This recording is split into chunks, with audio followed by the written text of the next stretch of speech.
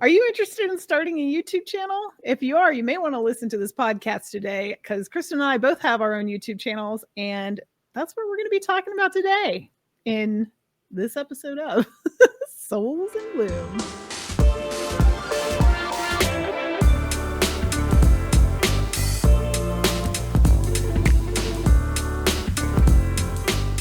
Hey everyone, I'm Laura. I'm Kristen.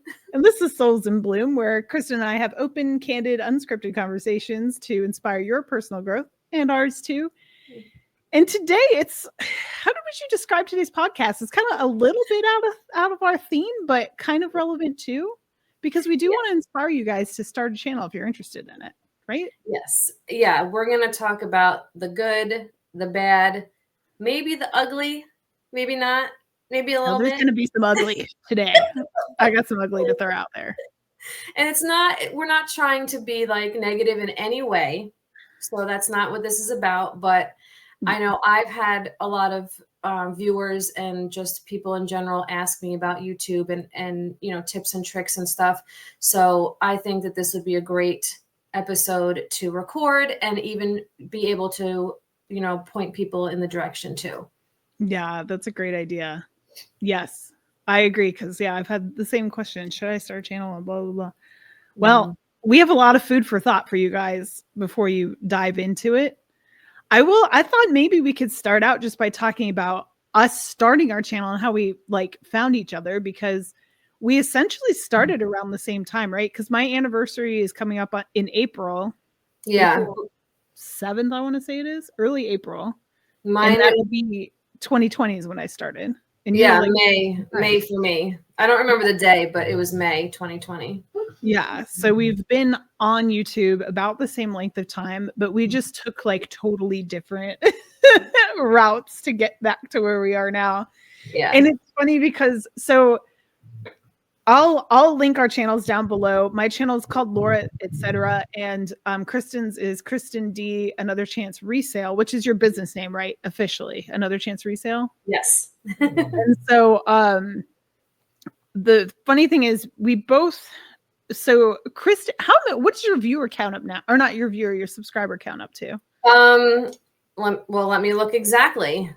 Yeah, that's I'm curious about myself as well. And the reason I bring it up is just because even though we've been on the same amount of time, our journeys have been extremely different. And whereas Kristen's growth has been very steady, mine just has been very slow, and then had a spike with a viral video. And this will become relevant in the conversation later. I'm at 5,200, almost 5,300 subscribers at this point. And Kristen is much more. What are you up to? 12,771. Dang, you're going to hit that 13,000 soon. Lucky 13. Yeah. And so it's just cool because, I don't know, we just got there in different ways. You know what I mean? Not that I'm at her level by any stretch of the imagination, but what I was going to say is Johnny from Cajun Roots Reseller, he has his own channel as well. He invited me on to discuss this viral video. And one of the things I was discussing was how it boosted my channel and I have all these watch hours now and the subscribers as well, because the vast majority of my subscribers come from that video. And my point was that during this video, I was or during the interview, more or less, when I was discussing with him, I said, I don't suggest anybody do it the way I do it if they're trying to be successful. And I think Kristen is a perfect example of the correct way to YouTube. If you're trying to be business oriented and actually grow your viewership and your business itself and all this. She works at this full time. She's very good, very devoted to what she does. I'm part-time. This is more of a hobby channel for me. So that's kind of how our channels differ. I'll say how they're the same is that we both grow our audience organically. I've never paid for anything. You've never paid for anything as far as I know. Yeah. And so it wasn't we had some sort of push. Or did you ever take any sort of classes or seminars or anything like that for teaching? Yeah. I think I only paid for one seminar about YouTube. It was like $30. And really I cheap. still follow the girl that, you know, teaches YouTube and stuff on Instagram and YouTube. But for the most part, I did my own research, and that's something that's very important when you're going to start a YouTube, or even like us, when we're like seasoned already.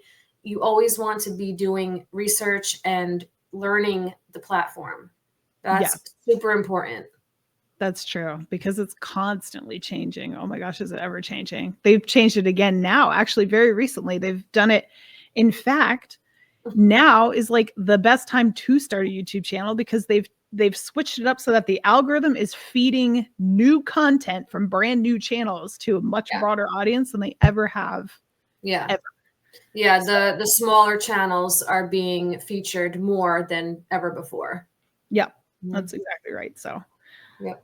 I will say what I was thinking is that the number one thing that everybody should do before they start their channel is to clarify the goals of your channel. Yeah. Agree or disagree? Yeah.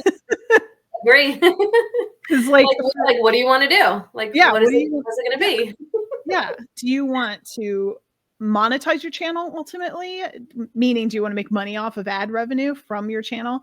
Do you want to just build subscribers? Do you want to just give information to the world? Are you trying to make money? Or do you want to sell live or sell in videos? What is your goal ultimately? That needs to be clearly defined, as well as the concept for your channel, I would say. Yeah. And then you can launch from there. So when I started my channel, it was not anything like this at all. If you go back and watch my first videos, they're like jewelry showcases where I'm just showing jewelry that I had for sale on eBay, because the whole reason I got on YouTube was because I learned that I could embed videos into the eBay listings. Yes. So I started making videos to refer people to this channel to like view jewelry like on a video. And then also I was referring people from the video to my eBay shop to shop on eBay that way instead of selling on YouTube. And then like it just kind of evolved from there. What were you doing when you were very, very first starting? First of all, I didn't even know that selling stuff on YouTube was a thing. Yeah, I didn't either. Not at first. So I was just reselling on Poshmark and eBay for probably a good 4 years. And then COVID hit, and I'm like trying to think of other ways to make money or boost, you know, the Poshmark and eBay. Like, what else can I do, you know? So I'm on YouTube, like researching this, and all these like sellers, like resellers, are coming up on YouTube, but they're selling stuff in the videos, or they're doing live sales. And I'm like, oh, I had like it was like an aha moment, you know? I'm like, wow, this is a thing. Like it's basically like, you know, like you said, a video of your eBay listings, but you're literally just here showing your items and selling them. So that's how I like got on YouTube, because I found out it was a thing. I didn't even know. So it was like, I guess almost on accident, but I was looking for another way to resell my items, resell my stuff. And at first I was like, you know, that's scary. I don't know if I can do this. Like, one thing I want to talk about today is, like, you don't need all the fancy equipment. Like, a lot of people tell me, what camera should I buy? What lighting stuff should I buy? What blah, blah, blah. If you're just starting out, your phone and like a desk lamp or like a floor lamp is going to be your best friend. You don't have to go crazy. I'm going to be 5 years in to YouTube, and I'm still using all the same equipment that I started with, which is really the very basic stuff. Yeah. Oh, you gotta step it up. You gotta step it up, girl. Yeah, I agree with that 100%, especially when you're just starting. You don't need, and you don't know for certain if you're going to like be sticking with this or like what direction you're going to go in. I was my listings, I know it's not quite the same, but when I was doing listings, it was the same thing. I was using just like whatever camera I had and then photographing in the window when I had like decent light coming through. I tried to like just photograph then. I didn't have any fancy lights at all or anything like that. And yeah, when I had my studio, like my studio space that like I record from is like moved around my house multiple times. At one point it was like a storage room in the back of my basement, and that was just lamps set up everywhere. And but I did have like decent video equipment, and that's because my dad passed away, and that was what he did for a living was audio, videos, visual stuff. So I got some of his equipment, but even that was kind of somewhat outdated, but it worked fine. So absolutely. I mean, again, like if you want to get like fancy stuff or the expensive stuff, that's obviously up to you know, whoever.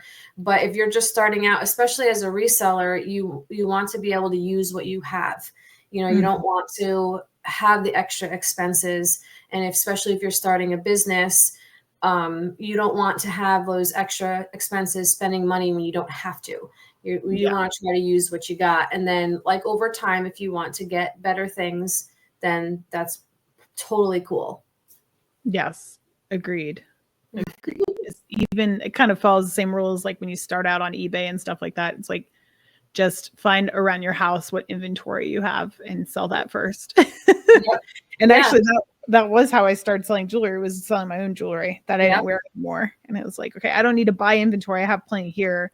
So like, what can I use now? What can I have? Because you do need to spend money to make money ultimately, but like when you're just starting up, just use what you have. And sell what you have.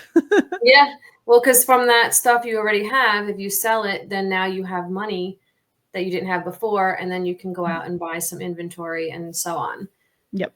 But you know, not everyone is going to be a reseller that does YouTube, but we're just that's where both of us, you know, have experience. So that's a valid point. So what do we do if we're just like, you know, if you don't even want to do sales necessarily? I mean, we could talk more about that in a little bit, but if your goal is to just make a channel to like put yourself out there to the world, and maybe I don't know if I want to make this bold of a statement, but I feel like most people, their goal is to monetize. That's 1,000 subscribers, 4,000 watch hours within a year. Is it? Maybe it's less than that now. Did they move honestly, I don't know. Maybe they moved it from 3,000 up to 4,000. Maybe that's what it was. Either way, the watch hours, the subscribers, and you just want to monetize with ads. And that's fine too. That's a fine goal. And in fact, what's kind of personally what I've been trying to move towards is I do still resell. I still have my eBay shop. Kristen and I are going to do a show soon. And like, I'll be selling stuff on my channel here and there, but primarily my goal at this point is to have passive income that I don't have to be selling physical product for. I would like to be getting ad revenue and not have to worry about shipping things out to people necessarily. Will I still do it? Yes, because I am trying to move more into crafts versus jewelry, even though I want jewelry to still be in the mix. And I do want to sell my crafts. Whereas Kristen is kind of the opposite. She's making a booming business off of selling some really nice jewelry and accessories, purses and jewelry. Do you sell more purses or jewelry at this point? Or is it like 50-50?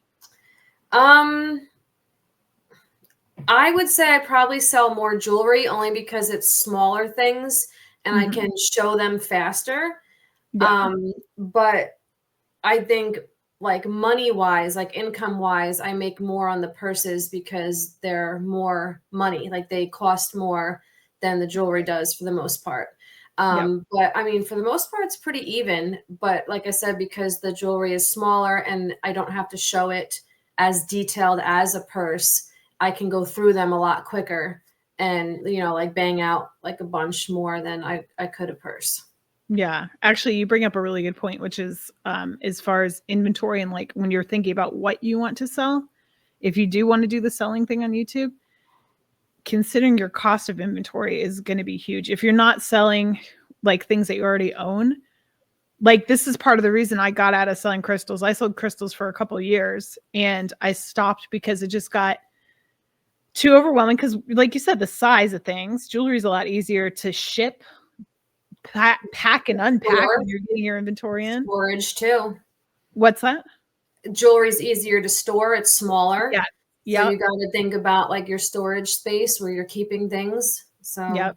And then the big kicker for me on crystals, which I don't know if purses are necessarily the same for you, but is like buying the inventory is tricky, because if somebody doesn't buy it, you spend a lot of money on something, a more higher end thing or a bigger item, and nobody wants it. You've just spent all this money on this product that you can't sell. So now you're just sitting on something that you're at a loss, cost wise. So jewelry is a lot cheaper of a game to like get into, because you can buy lots of it typically for a lot more affordable than you could. I mean, you can buy lots of crystals, you can buy lots of purses, but it's different. Jewelry, like you can find this stuff around if you're looking in the right places for really good prices. Whereas purses and crystals, it's like, it seems to be like anybody who sells it knows too much about it. You know what I mean? Like, I'll let this go for cheap. But like jewelry, it's like you pick up a freaking gold chain for $1 at a yard sale because people they just want to get rid of it, But like the other stuff isn't necessarily the same way. Agreed. I don't know. That's just my 2 cents on that one. I agree. Yeah. And if you're not selling things, you have to just think about, well, obviously you want to get monetized so you can make the AdSense revenue off your videos, because you're not selling physical things. So you're going to want to get paid by Google and the ad money. So you have to, and consistency is where that is going to be, that's going to help you. You have to be consistent. You have to, I suggest coming up with a schedule of when you're going to, drop videos, upload videos. So then your viewers can depend on that. They can put it in their own calendar, whatever. And that helps with the consistency, because the YouTube algorithm loves consistency. They love seeing creators constantly putting out things on a regular basis. It's true. If you guys have you ever heard of permaculture? The concept of permaculture. So permaculture is just in a nutshell, a way of like farming or gardening where you create these like little ecosystems in whatever space you have. So like a very basic example of this is like you build a pond and you put fish in that pond. And then when that pond overflows, when it rains, it dumps into a garden bed, for example. And so instead of you coming out and watering everything, the system kind of maintains itself to a degree, if that makes sense. Maybe you have some bug eaters that live in the garden, or frogs that live in the pond that'll come out and like eat the pests in your garden. So like it's kind of a system that takes care of itself. You still need to go out there and like maintain things here and there. But the biggest intensity and your biggest input in this project is setting it up. And YouTube is the same way. You have to put in the effort up front to reap the benefits on the back end. And so to the point about the scheduling, if you can't commit to this, whatever schedule it is, like long term, make sure you're putting in the effort in up front, because if you can gain that sustaining audience, you can release videos further apart. I'm not saying stop or anything like that, but I'm saying you could go from like 2 a week to 1 a week ultimately. Yes. But when you're setting up your channel, you really need to put effort in to that setup stage so that it can, pay off for you down the road, especially monetization, because it's essentially like kind of like a savings account that's like collecting interest. You put the videos out there and they'll be getting the ad revenue generated if people are continue watching them. And that's the kind of thing you want to sit and like, but if you release that like years into your career, you're not going to get the benefits from it. If you kind of put out all your effort in up front, you're going to see the payout accumulating. Does that make sense? I hope that makes sense. Yeah. Like kind of like what I was going to talk about, that it's like YouTube is like a long end game. Yeah. The long game. Yeah, totally. Long game. Yeah, you can't expect immediate success or immediate results. It's going to take time. And that's something I tell people all the time. Don't watch your subscriber count. Don't, pay attention to the views.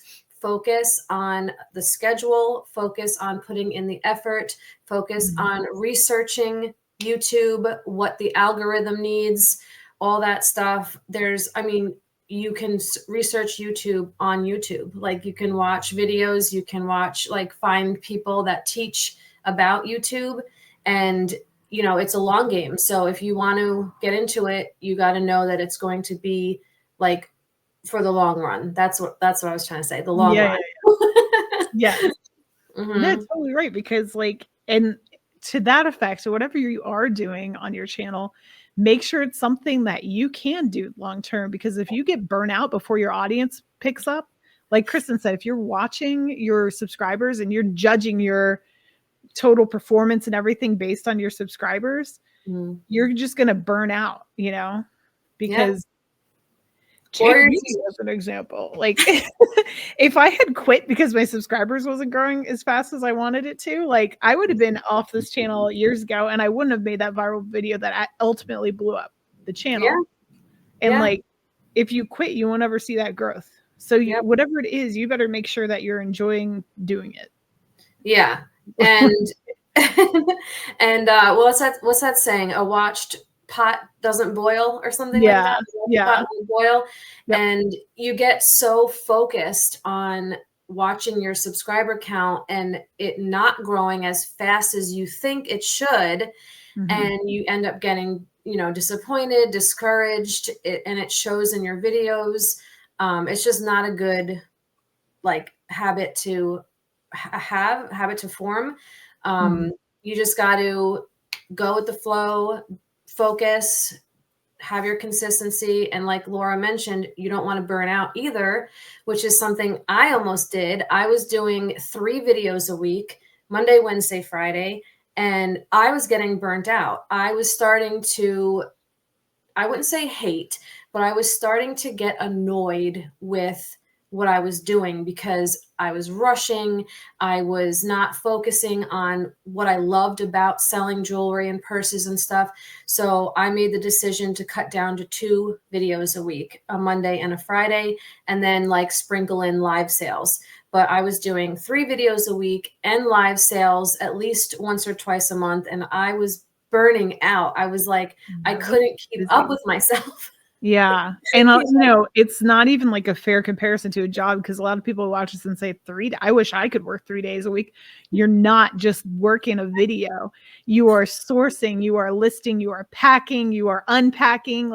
There are days and days of work to do in between just making videos. It's a lot. And there's a good tip for you too. It's a lot of work to be on YouTube. It is a lot of work. But if you love it, if you're really into it and you love it, it's not really work. You know what I mean? If you enjoy it, I really enjoy it. Now that I'm doing the 2 videos a week and the live sales, maybe 1 or 2 a month, I love what I do. I love going out and finding the jewelry, the purses. I'm working on building my Instagram. So I'm learning how to do reels and stuff like that, and behind the scene content. And it's just something that I really enjoy. And I'm glad I went down to the 2 videos, because I wasn't enjoying it at that point. I was starting to lose myself. Yeah, that's a huge commitment, having that many videos a week. I'm impressed, because I'm down to 1 every other week at this point. Well, we do the podcast every other week, and then I video on my channel in between those. So basically a video a week across 2 channels. And I want to increase that on my personal channel to once a week, but it's just proving to be pretty difficult just because of my life schedule. But it's a lot of work. And in my on my end, because Kristen does a lot of just recording straight through. If something I do on my channel, not always, sometimes I do record like that, but recently I did this video where I made a purse, upcycled a purse, or gave it a facelift. I didn't really upcycle it. It's still a purse, but editing that video, recording, painting, editing that video, that was across 2 full days to get that all done. It's Yeah. not like, 30 minutes of recording and then edit out when I, have awkward silence or something like that. Like, it's a real, like, I'll have to at some point do a video on making videos or something like that, just to see, you can see how many clips I have chopped up and like sync together. That's part of the reason I don't do what you do on Instagram, those reels and stuff. Oh, don't even get me started on reels. It's a whole other animal. Yeah, I mean, ugh, I can't do it. I tried. I've done them. I don't like doing them. And it's like, it's the same thing as editing a full video, just like condensed. And then you have like the stress on top of it of like making this whole story in a minute that like keeps people engaged for that full minute. Yes. It's too stressful. I don't. It's very stressful. It's very challenging. However, I love the result. Like once I get it down, I mean, it takes me a good 2 hours, maybe even more than that. And that's after I've already filmed the clips. You know, that's just like 1 to 2 solid hours of editing. And keep that in mind, everybody. Especially if shorts on YouTube is your goal. Yeah. You gotta film the clips first, and then you gotta edit it all together. But like I said, I love the result. Like I love seeing like how the audio syncs up with my clips, and I did everything, and I'm doing it like the trendy way, and I'm just like, that's cool. Well, that's good that you get that like satisfaction, out of the end of it. I even when I finish and Kyle comes home, or like if he's already home, I'll be like, babe, you want to see my new reel that I made? like a little kid, like running up to him, want to see the reel I just made? And it's like you don't even give him an option. You just hold the phone up and he's just like sure.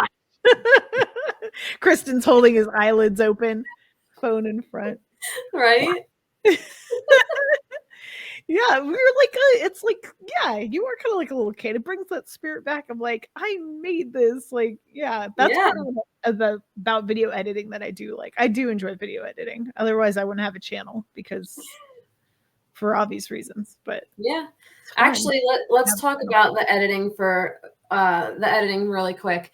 That's something else that for me, I don't have any special program or anything. Like everyone, obviously you can totally get like the good stuff. I don't have anything super fancy because I suck at technology. Like just talking about how hard it is for me to make an Instagram reel. Okay. I do like the basics when it comes to like editing a YouTube video. I have the app iMovie on my phone and on my iPad. And I think it was like $5 for the app. And it's literally just the basics, and that's all that you need, at least to start. If you want to get fancy later on, that's totally cool. But for me, the simpler, the better. And if you do want to be a little more complicated, I have DaVinci Resolve is what I use, which is like a big editing program, but it's free. And like they have a lot of features locked, but like I never have needed them. So the only thing I might like to have is like they have a filter just to like soften your skin up a little bit. I don't have any filters. That's why I look so natural all the time. I wish I had that feature just to feel a little less self-conscious. But other than that, that's like it. Everything else is in there. You can edit music in, you can edit all these clips together. It has like transitions. You can adjust the music volume so it can like, play loud when you're doing like a montage of buying your purses or whatever. And then like, quiet it down for a second if you start talking. And there's a lot of features that are useful. Like pretty much anything you're going to need is in the free version of it. But if you want to buy the, expensive version. Is that on the computer or on the phone or both? On the computer, not the phone. I prefer to work on a desktop to do videos. I think you're the opposite because you use the iPad and the phone, right? I was just going to say I use my cell phone or my iPad mini. So like another free app. Well, the iMovie is, I think it might not be $5 anymore. I had gotten this like 5 years ago, so it might have changed. See, I have the same app. But I recently started using CapCut, and I think you can use that on the computer, but it's free. But like you said, with the one you use, there are features that are locked that you have to like pay for and stuff. But like you said, I've never had to use or never needed to use those. So that's another free option, especially if whoever's listening wants to just do it on the phone or on your other device, whatever that is. But I'm pretty sure you can also do it on the computer, the CapCut. Yeah, I've heard of it. I had some version of something, but it was like I didn't really use it much, so I dropped the subscription. It was like an annual subscription thing, but again, it wasn't expensive, $2.99 or something, and maybe it like went up to $5.99 when it was time to renew. Yep. But I just never used it, so I was like, might as well keep the money. Should we like discuss maybe a little of the negative sides of things, and then I don't want to end on a negative note. That's why I'm wondering if we should kind of explore the negative stuff. Yeah, like we can maybe talk about haters. Haters. People that take advantage of us, stuff like that. So let's how do we do this? Let's talk first about haters in general, and then we'll get a little more specific about selling stuff and what you're going to have to deal with if you do decide to go that route. I have literally, because I told Kristen before the show, I was like, I'm going to kind of wing it because I feel like I could talk about this without needing like bullet points like I do for the other shows. Yeah. I literally wrote down two notes. One is what we talked about already about clarifying your channel goals before you even start. My other note, have thick skin. Yes. Because that's like my biggest, most like, if I could drive anything home to you before you start a channel, it's that you need thick skin, because all these jerk stores are coming out of the woodworks to judge you. Yeah. And you're going to have, initially, it's going to be like, this is great, because you're going to have all your friends come in to support you, and whoever you tell about your channel are like people that you want there. And then when all the randos come in and are like, hey, did you realize that your audio is only coming out of one speaker? Hey, what's all that mess in the background? Hey, they all come out to say something stupid. It could be the most random things. Yes. And either you need to have a thick skin, or you need to be able to brush it off just as fast as they typed it. Yep, exactly. And I forgot to, I was like, someone's going to comment on my crooked light in the background there. I forgot to put it down. Yeah, I like all these things. Now, to be fair, the audio thing is helpful initially, but not, I'm thinking to this team video, my viral video. It's up to like 260,000 views now. Oh, wow. Every day I get a comment. Every day I get an email. And I'm always like, all right, here we go. Is it going to be good or bad? Today I had another person on the thing. Fix your audio. I can only hear it out of one ear. Just like, because if you've never seen the video, I didn't know that the audio was only coming out of one speaker, because my settings, somehow my computer flipped within the editing program. On a computer with two speakers right side by side, it sounded normal to me. On a phone, it sounds normal. But if you listen to it on headphones, you can tell it's only coming out one side. I had no idea. Yeah. How would you know? Yeah. And like, what am I going to do about it now? Because the only way to fix it is to remove the entire video and re-upload it with corrected audio. And like, I'm not going to do that now. Like, for all the views it has, if I take it down, like, God, that thing will probably just be buried and no one will ever see it again. So yeah. And what's the percentage of people that listen on headphones? It's probably not that many. Judging by the comments, it's not very high, because there's probably like 20, maybe 15 or less comments about the audio, and there's hundreds of comments on the video. I don't know what it's at now, but yeah, I guess I could look. It's like literally right here. 264,000 videos. I mean, views, not videos. Oh my gosh, open. And it's got 1,068 comments on it right now. Wow. Nice. So this video is like the best example I have of why you should have a thick skin, because everybody had something to say. Yeah. Yeah. Yeah, and the best advice for that, sorry. No, it's fun. I was just gonna say the bigger your channel, the more this is gonna happen. But go on. Oh yeah, yep. And a lot of people say like, you're getting successful when the haters start to come. And that's very true. And you also have to just ignore it. You can block them, because when you block the person, they can no longer write on your videos. They can no longer comment.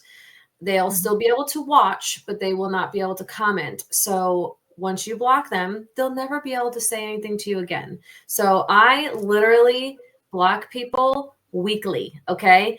It used to be daily for a while, but now it's like it's slowed down a little bit, and you just block them. And when you block them, the comment deletes, and that's it. They can't do it again.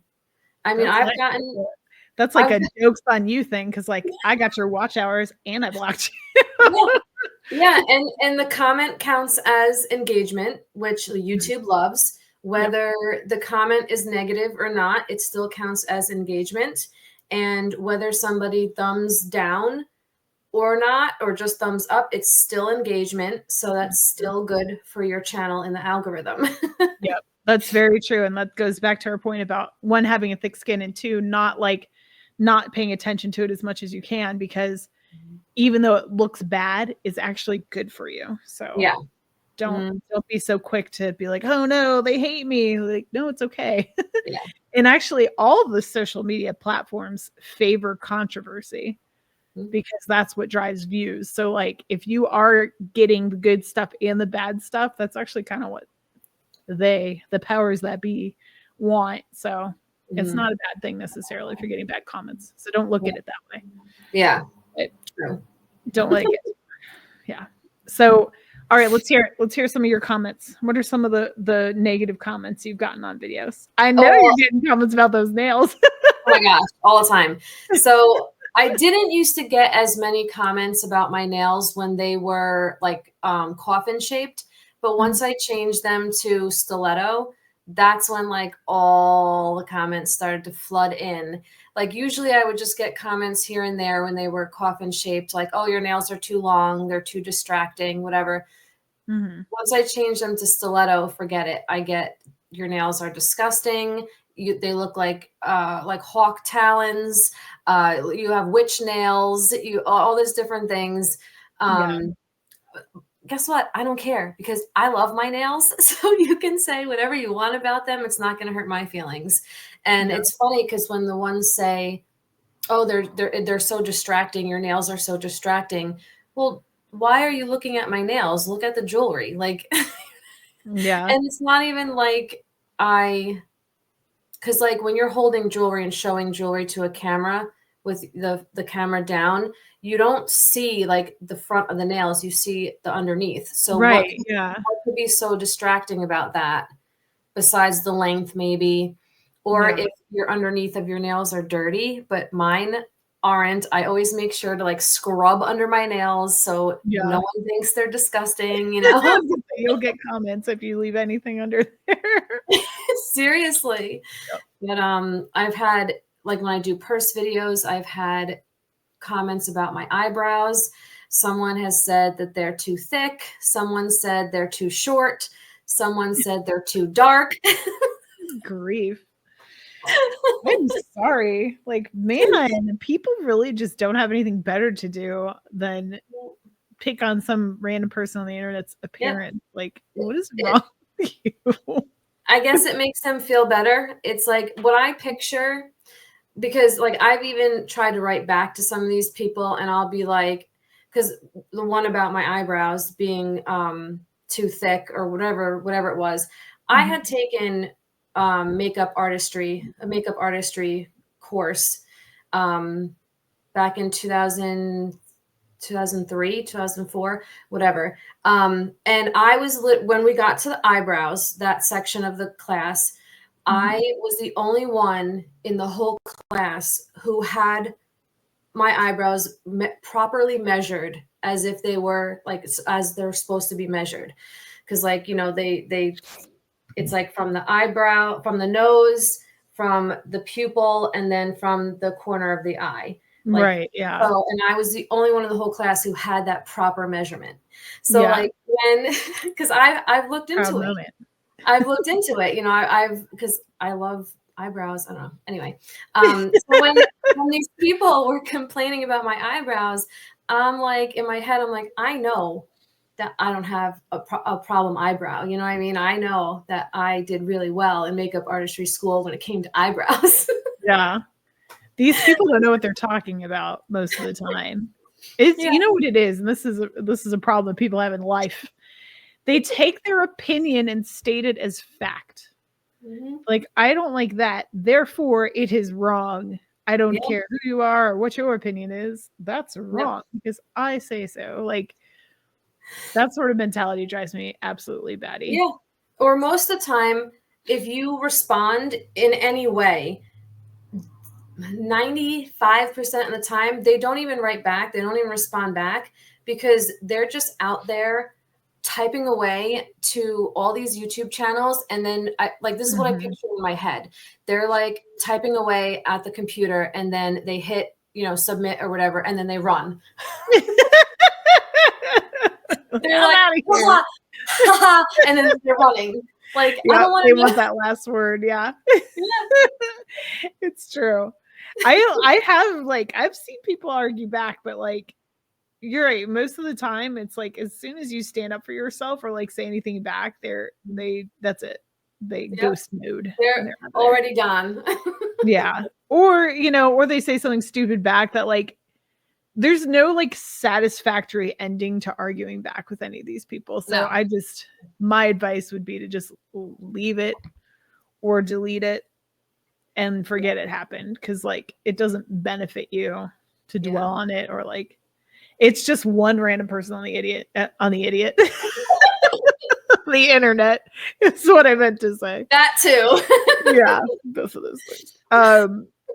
Yeah, so like whatever. Or Like, I do know a few people who, if they get like hater comments, they will write back and say, thank you so much for watching, you know, or thank you so much for watching. You've boosted this video in the YouTube algorithm or something like that, saying like, yeah, you know what I mean? Like, thanks for the engagement. Even though it was negative, you're still boosting my video in the algorithm, like something yeah, like that. So if they do read it, they're like, ah, damn it. yeah.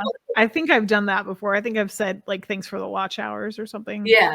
big, because like they are giving me watch hours. Mm-hmm. I will say surprisingly, I haven't been attacked too much on my appearance, but I get attacked for my personality.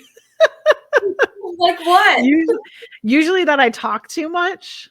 Surprise, surprise. Or that my reactions aren't genuine. Like that I'm staging my reactions when I'm like unboxing jewelry and stuff like that. Oh, geez. Like you just want to drive traffic to these websites. I'm like, I'm not an affiliate with any of the I'm not an affiliate with Temu. I'm not an affiliate with wish.com that I blatantly state in these videos that like are scam sites and you shouldn't buy from them. And they're like, Right. you're just driving traffic there. I'm like, okay, whatever you I've want to say. I've gotten the talks too much too. Like someone has few times they've said, stop talking and just show the jewelry. Yeah. Or Oh, that one drives me crazy because I'm like, just go away. If I talk too much, bye. Why are you still here? Yeah, it just show the jewelry. Okay. Yeah, all right. So imagine we're sitting there, right? Just like if you're listening on the Apple podcast, you can't see me holding up my imaginary jewelry one piece at a time without talking at all. Would it just show the jewelry? uh-huh. Piss off. Get off my channel is what I would say. Yeah. Seriously. Speaking of that, when you say like get off my channel, I think a lot of people don't realize that each YouTuber has their own way of doing things. They may think that because we're all on YouTube that we all follow the same rules, guidelines, we all have the same rules, like for ordering. You know, I've even had people email me and we'll go back and forth with what information I need. And they'll say, well, that's not how other YouTubers do it. Yeah. Like, okay. Everyone's different. We're not all like, you know what I mean? I think people think Yeah. that we're like under the same network of like a TV show or something, that all our rules are the same. We do everything the same. Like, Yeah. Yep. no, that's not true. We're all different. Yep. Oh, I gotta keep talking because I gotta write some notes down of points I want to make later, because there's a point I want to make about that. Now I already forgot what it was, but Well, on the same line as a hater, we also encounter possible scammers, people that take advantage of us. A lot of this won't apply if you're not selling things on YouTube and it's just like information or educational. But there are people that will try to scam you, and there'll be people that try to take advantage of you. There'll be people that will say, oh, they'll make up health ailments and be like, oh, can you just give this to me for that price or that discount or whatever? I have this ailment and that is happening. And at first, when I first started, I was believing these people because I didn't think that anyone would want to take advantage of me. But after I was getting like, every month somebody was telling me like they have this going on, that going on, this going on, that going on. And I'm like, I can't be giving all these deals out and discounts, and like they keep asking, and then they're going to keep asking because they got it once. So they're going to keep trying. So you got to really learn to stand your ground, be professional about it, of course, draw a line, have boundaries, and no matter what ailment or issue someone's having, that shouldn't be your problem. And I know that might sound kind of harsh, but especially if you have a business, like I am, like this is my business. This is how I pay my bills. So I can't be giving people deals and discounts and all these other things all the time when I need that money to pay my own bills. Right. So I have to be professional. I have to state that like this is a business. You wouldn't do that walking into a supermarket, would you?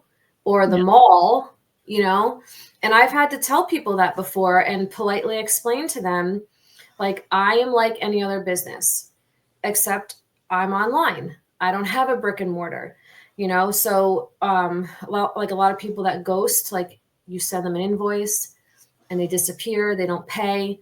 Some of the times I'll cancel the invoice, then they email me, oh my God, like this and this happened. I'm so sorry, whatever. And I'm like, but you wouldn't do that at a store. Like, would you go grocery shopping, put everything up on the conveyor belt, let the cashier ring you up, give you your total, and then you just walk out? Yeah. Or do you say, I'll give you the money in 3 days? Like, no, you're not going to do that. Yeah. Why would you do that to us? Yeah. I used to say that a lot. I used to say, I'm not a bank. I'm a business, not a bank. Like I'm a retail shop, essentially, online. Yeah. I'm not a bank. I'm not here to lend you money for your products that you want from me. Yep. Or to hold them necessarily. Like I have holding stuff is such a tricky one, because like I don't know. Because if people are gonna flake on you or not in the end of it. Well, you have to make them pay for it in order for you to hold it. Yes. And that's one of those things that like I started out doing, like, okay, I'll hold it till X day and then you can pay me.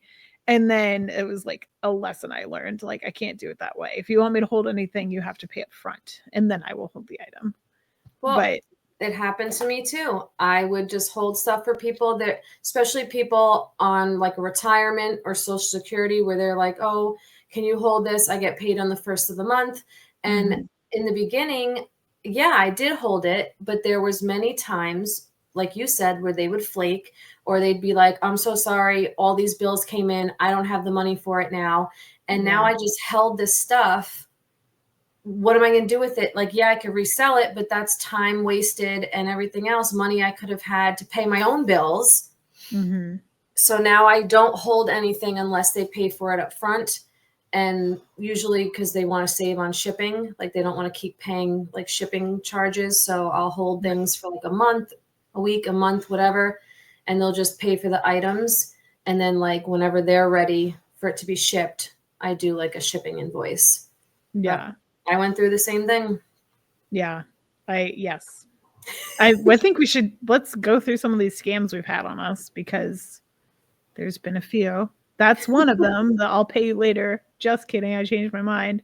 Yeah. And the other, like, especially, so this doesn't happen to me as much with jewelry as it did with the crystal business. That was like stressful at times. A lot of times it was good, and we will get back to the good things about these businesses. But I had some customers do that, the whole like, will you hold this for me? And then they don't pay, or they just fall off the face of the earth. I've had customers order hundreds of dollars during a live sale and then turn around and tell me they don't have enough money to pay for it. And then I turn around and find them bidding on other stuff in another chat. I've been there. Mm-hmm. Like, oh, okay. I don't know if you just changed your mind or like you're just about to screw this person too. I don't know. I guess we'll see. Yeah. Because resellers talk, I'll tell you that right now. If resellers are friends, they're telling you, telling on the seller or on the buyer, the bad buyers. I mean, there's group chats of YouTubers and resellers, you know, that we have that talk to each other about customers. They'll be like, in a few of them, you know, and somebody will be like, has anyone sold to so-and-so? And we can say yes or no, or beware, you know, they're non-payers. So like we have these chats and like we let each other know.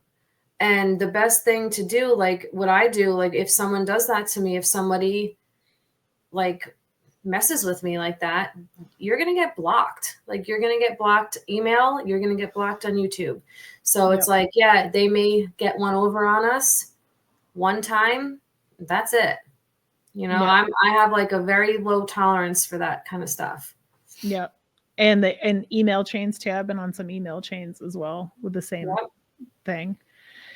Yeah, that's definitely something to note. If you're if you're going to be selling, maybe try to make some friends in the community, make some connections so that you can kind of get these heads up as well. And also just have the stronger, you know, network in that community of resellers. Never hurts, just as a little side tip.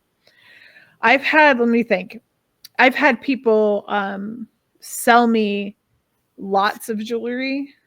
I won't specifically say, I think you know who. I'm not going to specifically say who, but I bought from a seller that was like, had a sob story and was trying to sell these jewelry to make money for XYZ. And I was like, oh, I'll buy the jewelry. Why not? So I spent, it wasn't a ton of money. It was like $30 or something like that for a jewelry lot. Nobody else was bidding. So I was like, okay, well, this is a little weird because this seems like nice jewelry. Well, when I get it, it's like half of it's just plastic crap and it smells like cigarette smoke, which is like so frustrating to deal with. You can get cigarette smell out of some things with baking soda if it's like nice and you want to spend the time on doing so. But then the problem after that was, after that moment when I bought this jewelry from this person, I started getting emails like almost weekly. Hey, I'm in a tough spot. Like, I need to sell this jewelry really quick so I can make money for these medical bills or like this, that, and the other. And I started getting email after email of like, can you buy this? Can you buy this? Can you buy this? And eventually I had to be like, listen, that first thing of jewelry I bought from you smelled like cigarettes. I wasn't impressed. I'm sorry, but no, I'm not going to buy any more jewelry from you. And they wrote back to me and was like, well, gosh, you don't need to be rude about it. Blah, blah, blah, blah, blah. I'm like, okay, you're the one who scammed me. So I don't even smoke cigarettes. Blah, blah. I'm like, okay, cool. Your jewelry reeks of it though. So, like, you know, whatever you want to say, you can copy that too with me. That's fine. I just didn't respond to that. I was just like, I can't get this person to stop emailing me, because I was kindly saying like, I'm not interested this time. I'm not interested this time. I'm not interested this time. And finally I was just like, listen, This is why I'm not going to buy from you anymore. Please stop emailing me. I guess I could have just blocked the person, but yeah, but getting scammed on jewelry is not cool, and it does happen. It's happened. I've actually, going back to this email chain, I had someone start showing up in my chat to buy stuff from me. I got an email from another reseller. Watch out for that person. They're a scammer. This is what they did to me. Blah, blah, blah. Yep. So, but that's obviously if you're selling things. If you're not selling things in your videos, you probably don't really have to worry about too much about that. But bottom line would be to just like have boundaries, put your foot down, be professional about it, because I mean, people can be so fake on the internet, and the lies are so easy because you're not face to face with somebody. So just be careful. That's really just it. It's just really be careful. And like we both have fell for numerous things because you want to believe people. It sounds real. You want, we have good hearts. We want, but then it ends up being where we get screwed. I think, like, honest, not to try to like toot my own horn or toot yours, but I think if you're like a genuine person that is not a scam artist, you're more susceptible to the scamming because like you're thinking the way you would think and not the way a scammer would think. So you like want to believe it until you learn those lessons the hard way, and then you're like, oh, okay, all right, I'm not gonna do that anymore. Yes. So like all right, last one. Last one for me. I had this is back when I was selling crystals too. I had a very good customer that did buy from me, like not a ton, but here and there. And then at one point she wanted to buy something and like, I really can't afford it and blah, blah. I basically sold her this like really nice crystal at cost because she was a very nice person. She had purchased from me before. After that sale, never saw her again. Like that. I never saw her again. She never came back to the chat. Nothing. I've seen her in other chats since. So it's not, she was avoiding me is all I can figure. It's like she got what she needed out of me. And then like, Well, in that situation, I would think of it as you may not want her as a customer anyway, if she's going to maybe try to do that again, or you have to worry about her. You know what I mean? Like sometimes I think about that too. Like maybe it's best that that person is not my customer. And that's something that as a seller that you can do. You can refuse to serve anybody. You don't have to sell to anybody that you don't want to. And a lot of people, I know a few sellers who will sell to anybody because they want the money, but sometimes it's not worth the aggravation or the drama or whatever comes along with it. Yep. I had to boot a very good customer for my channel. Again, when I was selling crystals, crystals bring drama, apparently. She was being mean to me. I was being so nice. We were having an auction, and there was a crystal that 3 different people said they wanted to see. And I said, okay, well, this person was in the chat earlier. They asked to see it. I was waiting for this other person to show up. Now they're here, and that person, the original chick, let's call her, I don't know. I'm just going to give her a letter. We're going to call her S. S went out to walk her dog. The other 2 people that were interested in this crystal came into the chat and were like, can we see this thing? And I'm like, listen, we have to wait for S to come back here so that we can do this. Like, so everybody who's interested has a fair chance at this thing. Yeah. I waited. S was nowhere to be found. And I'm like, I can't keep putting this off and holding this for this one person. Yeah. So finally, I'm like, all right, I'm going to put this thing up. So I put it up, start the bid. She comes in right then. I was like, oh, okay, great. She's here now. Let's do this. So pissed that I started this thing without her. Starts telling everybody in the chat live while bidding on it what a horrible person I am and how inconsiderate I am and this, that, and the other. And I was like, wait a second. I've been holding this thing for like, I mean, it had to have been the better part of 45 minutes to an hour of someone who told me they're just leaving for a second to walk the dog. Yeah. And now she comes back and is like telling me how awful I am. And like I said, meanwhile, is bidding this thing up. And I just right then and there, I was just like, that's it. And she had been drama outside of that, but this for me was like the straw that broke the camel's back, because she's insulting me while trying to buy my stuff. And I was like, Right. no. I said, listen, I'm not going to sit here and take this. I said, you're done here. I blocked her right in that moment. I backed it up to the last bid and sold it to the other person that had the highest bid under her. Yeah. And it was a bummer, because she was an extremely good client of mine, like literally hundreds of dollars every sale, literally, like no exaggeration, minimum $300, I would say. Usually average like $300 to $500 every sale. I was selling once a week.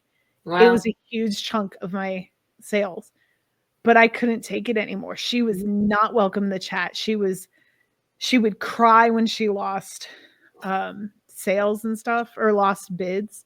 She would give these sob stories of her life so that other people would buy her stuff. Like, she was a scammer too. And like, maybe it's all legit. Maybe she did go through all these things. I'm not here to like decide whether they're true or not, but it was the way she would bring it up like every time. And always there's someone so kind in the chat that's like, oh, I'll get it for you. Oh, here you go. Like, and so that was that, like you're saying, like sometimes the money's just not worth it. Mm-hmm. It's not. I'm not going to sit there and like it feels like I don't even know, dirty, like I'm being paid to take abuse. Like, no. Yeah. Hit the dust, lady. I'm done. I was so pissed that night. I've never been visibly shaken on my channel like I was that night, because I was so like taken aback and just. Well, and it's live, like it's in front of all these other people. Like, that's not right to do that. Like, for her to do that. No, but everybody was very sympathetic to me and was like, it's not your fault. Like, you were trying to be very fair. Like, don't let her bother you. Yeah. You know, blah, blah, blah. She's been a problem in other chats and stuff like that. So I was like, okay, well, at least I can feel better about that. But yeah, at the time I was so mad. I was so mad because I don't tolerate being treated like that very well, especially when I was doing my best to try to be fair for everybody. Yep. Sometimes you just can't please people. There's just no pleasing them. Yeah. No. Some people are definitely unpleasable. Stop trying. Just don't do it. This kind of like goes back to making your own channel. Like, do what makes you happy and don't try to just steer your channel in the direction that certain people are telling you to steer it, because they could be steering you into a ditch. You never know.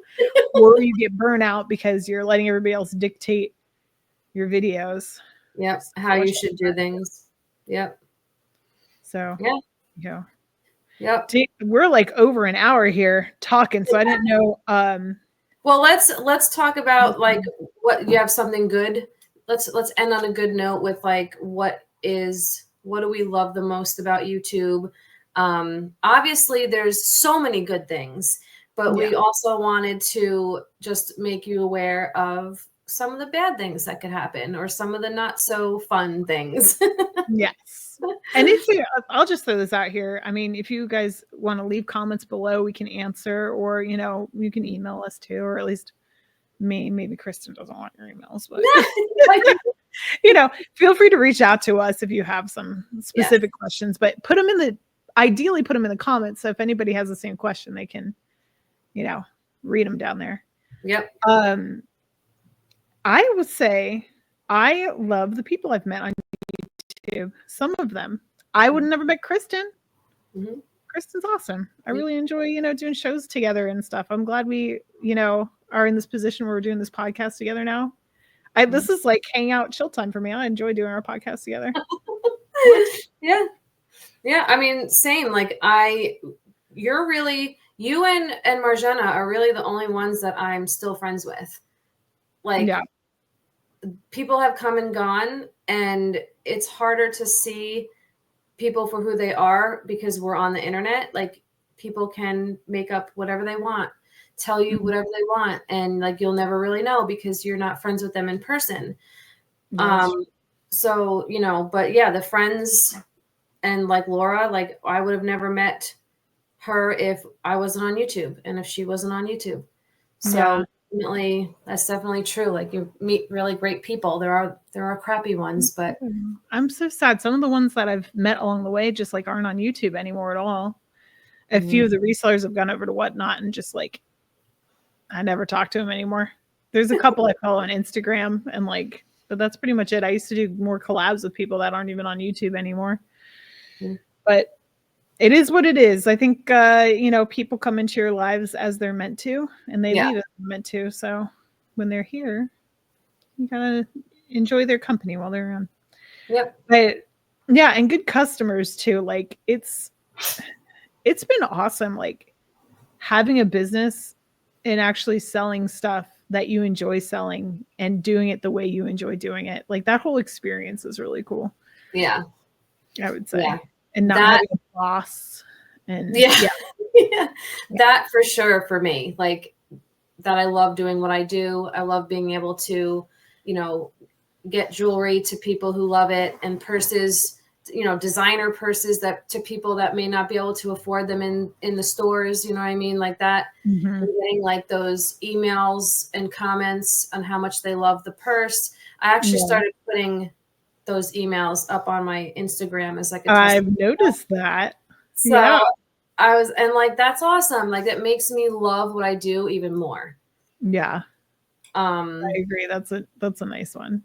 Yeah. Your genuine audience followers and like being able to this is a big one for me because I don't really have anybody in my everyday life that is into jewelry at all. So like all my jewelry fix, like outside of just my personal life and like what I'm doing, is on YouTube. It's other YouTube sellers and it's the audience. So like when I make videos and people like my videos don't have like a ton of views per video, like across the board. I don't get that many views, but the people that do show up and people that comment are like, oh, that was so pretty. I love that thing. I'm like, I loved it too. Like it's exciting for me to like nerd out about jewelry or stones or whatever with other people that are also passionate about it in the same way that I don't have in real life at all. Nobody cares. My husband's like, just sell your jewelry. Like it's functionally useless. Why do you have so many rings? You should sell like half of those. I'm like, no, I shouldn't. I love my husband. He's just messing with me most of the time, but he, you know what I mean though? Like I don't have, people to nerd out with in real life about pretty much any passion. The only one I have a friend who's really into fish too. And other than that. Yeah. So I really enjoyed that on YouTube, like the community. Same with me. My sister, she doesn't really wear too much jewelry. She has like her, few things that she wears all the time. My mom, she likes jewelry here and there, but like like you said, no one's really like into it like we are. Yeah, yeah.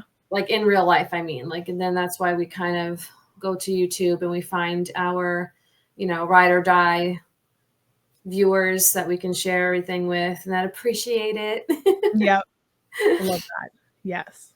And just being able to afford the ability to like indulge in these hobbies more because if you are monetizing off of it or selling stuff, either way, you're like building a fund to like pour back into this hobby if you want to. Yeah. Or your 13,000 hobbies as it may be. And that's cool too. Like you're using your hobby to like fuel more of your hobby. And I think that's if you're into doing that, then it's a great option, really. Yeah. And to kind of piggyback off of that, like about like funding and stuff, I was able to leave my miserable freaking 9-to-5 job because of YouTube. Like I liked what I did, but I didn't like the people. So it made it miserable, made it a miserable experience. So I was able to focus once I found that you can sell stuff on YouTube. That like boosted my reselling career like through the roof. So I was able to leave that job and have this YouTube and reselling being my full-time actual business that I made it into a business. Like there's my tax ID number right there. And like, I'm happy. I'm making so much more money than I did at the office job. So like, that's something that anyone can do too. Like if you put your mind to it, put in the effort, be consistent. If you want it, you can have it. And that's what I did. So it can work. I admire you so much as like a business person in general, just because you have that integrity and drive and like have done it successfully. Thank you. And I never would have thought like I would be doing this. Like if I yeah, like 6 years ago before you started the channel. Yeah. Yeah. If someone told 6 years ago, Kristen, like you're going to be a YouTube influencer and sell purses and jewelry online and making a living out of it, how do you feel about that? I'd be like, yeah, right. What does that even mean? What is that? Yeah. What does that even mean? What is that? It's true. Yeah.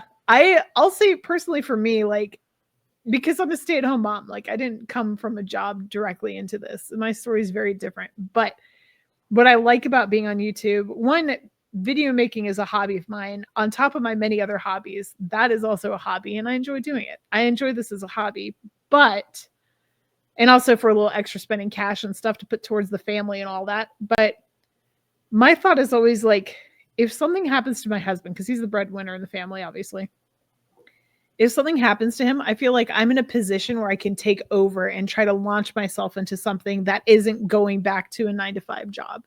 Like I have a base here that I can kind of like expand upon at this point. Yeah. I would like to grow it in the interim before anything like that happens and I'm forced in a position where it's like do or die situation. But it's nice having my foot in the door of like an option, if that makes sense. Yeah, so, like, that's something that's awesome, because if any woman is a stay-at-home mom, they can use YouTube, Instagram, TikTok. I don't know. I don't have TikTok, but I'm just throwing that in there because I know that's popular. But you know, that could be like a financial help to the family. And you're still able to stay home and take care of the kids and do what you have to do at home, but you're able to also provide a little bit and contribute a little bit to the family, which I think is awesome. Yep, that's true. Or like, you know, if you're one of those people that's working multiple jobs, maybe you can drop one of them and try your hand at something like this if you're able to. Or the other thing that's nice about doing YouTube stuff is you can schedule everything you want to upload. So like after everybody's in bed or like between shifts or whenever you have a time to record, you record it then, but then you can consistently schedule when it drops. Every Saturday at 9 a.m., whatever it is. Make your recording on your own schedule, drop it on YouTube schedule, and it's not like interfering with your life as much, if that makes sense. Or it's not as overwhelming for you to film, edit, and upload the video like all in one day. Right, yeah. So one of the final points I want to make, I don't know if there's anything else that you wanted to say. I think I'm all right. What were you going to say? Bring it kind of, I probably should have said this in the very beginning. When it comes to like, should I make a channel? Like there's so many channels already out there about jewelry or purses or whatever. The thing is, there are like millions of people watching YouTube, and there is no way that this market, at least at this point in time, is going to be oversaturated. And there is room for everybody on YouTube to make their own channel, even if all the subjects are the same, because you're not on YouTube yet. So therefore, your specific point of view, your specific personality, your specific jewelry or whatever you want to show. I just keep saying jewelry because we both sell jewelry. Whatever you want to show is like, you're not there doing it yet. So therefore, like, yes, there's room for you and there's people waiting for you. Yeah. There's someone out there waiting for your personality. There's someone out there that's like sick of hearing me talk and want to hear you talk because your voice is more pleasant or like your perspective is fresh. And I see it all the time. I mean, I've been on here for 5 years now. And like, I see it all the time. New jewelry people that pop up and their channels just explode because they have this like dynamic personality. They're really sweet. They're really charismatic. Like Jason Adams. I don't know if you watch. Yes. He just like blew up immediately because his personality is so like magnetic and like he's a really charismatic dude and just very knowledgeable. Very knowledgeable. He's got a lot of I think that's what helps him a lot. He knows so much about jewelry, and he shows like very unique pieces that not everyone can get their hands on. So it's very interesting to watch. But everyone has their own thing, and that's why everyone can succeed, because nobody is like you. So like people have asked me all the time. They'll be like, why are you friends with other purse sellers? Why are you friends with other jewelry sellers? Aren't you afraid of competition? And I said, no. I said, YouTube and the internet is a very big place. You know, YouTube is global. It's shown to everyone around the world. There's going to be customers for everyone. There's no way there's any competition. And if there is, there's always another customer that's going to find you. Yep. So I don't worry about competition, because there's just, I call it like everyone has their own little corner of the internet. Yeah, that's true. And those new customers, like I see it all the time in people's chats. So I haven't been live in a while, like not nearly as much as I used to, but I'm in chats a lot. And I see it all the time. New people coming in. Oh, hey, everybody, congratulate such and such. She just bought her first piece from me. Like it happens all the time, the time. And they're like, oh, and some of them don't even know you can shop on YouTube. They're just discovering this. Some of them are like seasoned, savvy jewelry shopping vets on the YouTube, but they're channel hopping, or like they've never heard of you. Like, oh my gosh, my mind was blown one day because I found another seller who was selling antique jewelry, smaller channel. I had never heard of her, did not know a single person in the chat. And I've been in so many jewelry chats that I was like, I thought I knew everybody, or like at least there'd be a connection there. Like, oh, I see someone from this chat. Didn't know a single one. Yet they're talking to other people, other jewelry sellers in their chat. And it's like, there's a whole nother niche out there. There's probably several jewelry seller niches that like we don't even know exist. Right. Because like we have this own one, like we all kind of know. I could name you like, you know, a bunch of different jewelry resellers, but like there's so many more that I don't even know exist right now. And when I found one of those pockets of people, it's just like, whoa.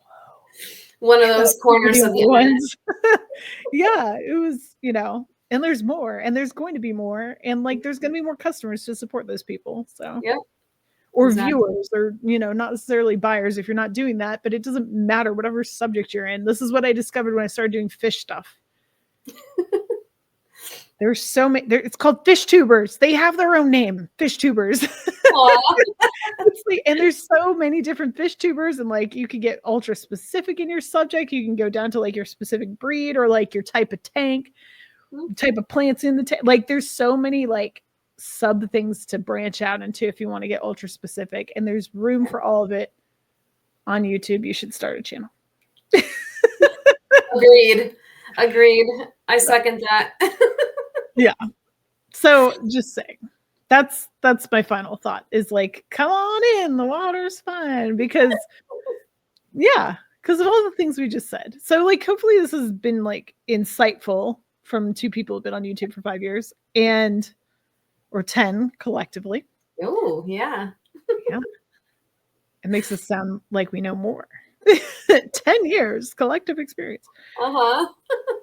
So yeah, let us know what you think. Like I would love to continue a conversation about this. I always, you know, I like to talk. But yeah, let us know in the chat if you're considering starting a channel, or like if there's anything we've said that you're like, oh, I didn't think about that. You know. Yeah, let us know. Let us know. And if there's also side comment, if there's like a topic you'd like Kristen and I to discuss in the future, feel free to leave that in the comments too. We're always open to suggestions there. Absolutely. Yeah. All right. Any final thoughts? That's my final thought is come on to YouTube. Join us. Jillian. Come to our corner of the interwebs. That's right. Or find your own. Yes. That's fine too. That works. All right. Well, with that said, thank you guys so much for watching or listening, whatever you're doing. I know it was a long one today, and hopefully we didn't overwhelm you. And hopefully we'll see you guys on the next one in 2 weeks. Yep. All right. Thank you, bye, guys. everybody. Bye.